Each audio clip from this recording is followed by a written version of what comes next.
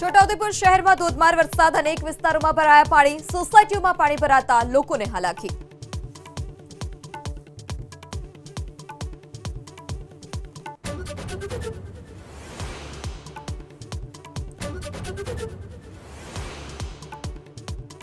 સુરતના ગોડાદરામાં રિક્ષા ચાલકે એક જ પરિવારના 4 લોકોને અડફેટે લીધા. 12 સપ્ટેમ્બરની ઘટનાના સીસીટીવી આવ્યા સામે. મહિલા અને 3 બાળકો ઘાયલ.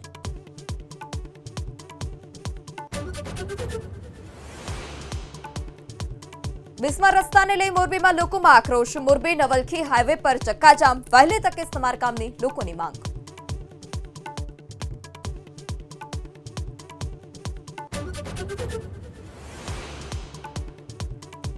કેન્દ્રીય ગૃહમંત્રી અમિત શાહે અમદાવાદના નારણપુરામાં વીર સાવરકર સ્પોર્ટ્સ કોમ્પ્લેક્સનું ઉદ્ઘાટન કર્યું. કહ્યું, અમદાવાદમાં કોમનવેલ્થ ગેમ્સ માટે મંજૂરીની પૂર્ણ શક્યતા. કોમનવેલ્થ પણ આપણા અમદાવાદમાં રમાવાની મંજૂરી આવવાની પૂરી શક્યતા.